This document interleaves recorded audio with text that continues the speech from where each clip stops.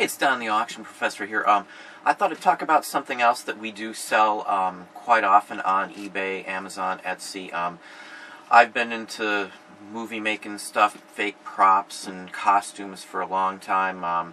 Big Dragon Con fan, Comic Con, anything sci-fi, that's my area. I love oddball stuff. I had a real cool experience in my life when I worked at Disney. We got to play with all the sets and the figures from Nightmare Before Christmas, the real ones they used in the movie. They had an opening ceremony when I worked at Disney MGM Studios.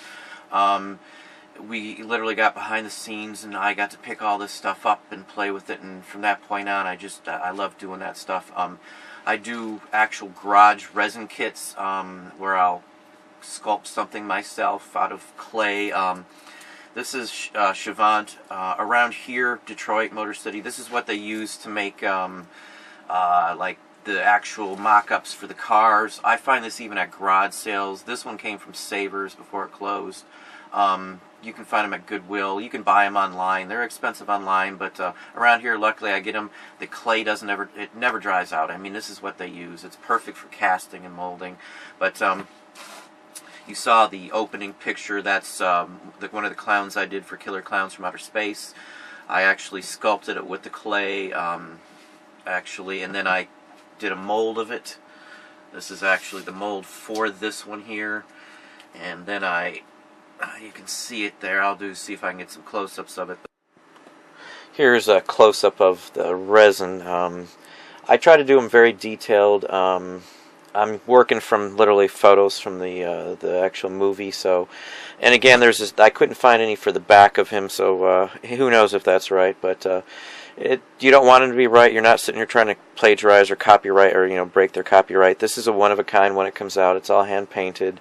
They don't usually mess with garage kits in the first place, but I would rather just do one of a kinds instead of trying to sell the kit and let somebody else paint it.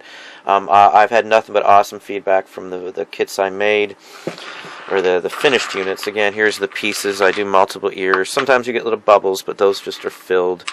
These are out of the molds. Here's the ear mold. You can see where the ear would go in there. Let's see which one goes in which slot. Yep, that one goes there. And then this one goes there. And that's there. So you can kind of see. I put some registration points on it. Cardboard on either side, and off it goes. But that's that one.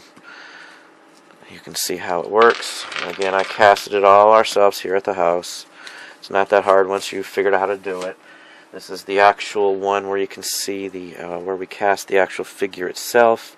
You can see his face down in there. It's in reverse, obviously, because it's the mold. But there's, quite a bit of material to make these. Cut it at zigzag so it's easier to lock into place. But there's where it's poured into. We just let it bubble on the top. I'll sand it down when we're done. Put on the belt sander really quick for a few minutes. When I'm done, we actually just put felt on it. I'll cut a fancy piece of blue felt or whatever color I decide to paint the base. But that's what we do. But this is actually just rubber mold material. I bought it off of eBay actually. Or no, actually I'll take that back. I bought it straight from the site Raw Materials. We set up an account with them afterwards. I bought the first one off eBay off of them, and then we went straight to them. It was cheaper, and plus we were doing it, wanted a commercial account with them. So anyway, but that's where this stuff came from. I did it in several pieces. You have to be careful when you're casting stuff like this. But again, I molded it. I did the extra pieces. These are molds for ears and the top of the head piece. And then here's some more hair mold. That's this piece here. This is actually original. I sculpted it out of like an epoxy resin. But on these, the finished one, which you can see, I paint them each one individually. I cast one at a time. I've sold quite a few of these. Average price I get like $135, $145. I get about an hour and a half at most in my time to get it from the time I pour it to the time it's ready to go. I'm fairly quick on painting.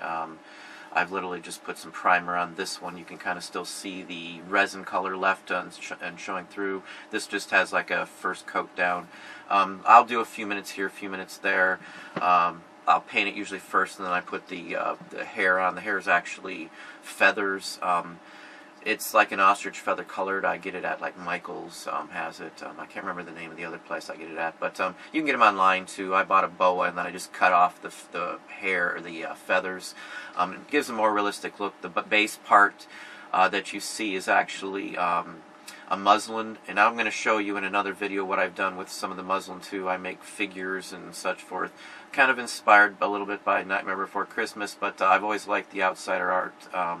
I do fine art, photorealism, really fine hyper-realistic drawings and sketches of people. In my time I've done 400 plus portraits. I've got artwork on postcards that have been printed that we sell and that others sell. And again, I used to sell these similar items to this in art galleries. I did displays. I'd lend them out to them, you know, as a commission work. And consignment, and something like this here, the original, obviously I would never sell. It's unsellable really. Once it's cast, usually you'd have to fix it, so you hope the cast is good in the first time, but this one came out good. Again, the cloth is muslin that's been gessoed on 2 coats of gesso to stiffen it up, and then I've painted over it with acrylic and then some metallic to give it like a weird look. The bluish neck piece that runs around his neck is actually another separate piece that's been painted with a metallic, literally like a metallic, I believe it was a, I can't even remember what it was. Well, it's a metallic paint that's used to paint train engines, so that might give you a little better idea. I have good luck with this. They're called garage kits. I don't sell them as a kit. I literally only sell them as a finished piece, one of a kind, hand painted by me. I would do it even if I didn't make a lot of money off of it, or even if I didn't make money. I love doing it. I love sculpting. I love doing artwork in general. I've done it pretty much my whole life. My first commission piece was when I was 12, and then from then on in I do it on the side. I don't do portraits anymore. I just do stuff that I like. eBay's helped me to do that too, as Etsy, and I even sell some of this on Amazon. Some of the postcards we do and prints and things along that line. My wife and me are actually working on a kid's book right now with some illustrations. They're anthropomorphic animals and things along that line, in a Victorian style, some semi-creepier ones, some creepy ones similar to, I don't know, some of the outsider art, maybe Tim Burton-ish. But that's one of the items that I do. You can do it too if you have the talent. We're actually working on a kit that's going to be our own brand. It'll be trademarked, you know, licensed, the whole works, that we're going to have out for Christmas. It's going to be, well, actually, I'm not going to say exactly what it is, but it's going to be something that we can copyright ourselves, and then we can move forward and mass produce it in a larger quantity than, you know, one-off without worrying.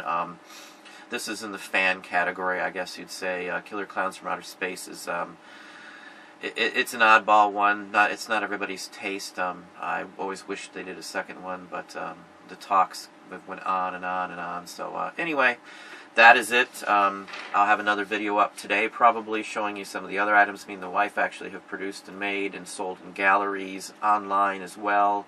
But thanks for watching.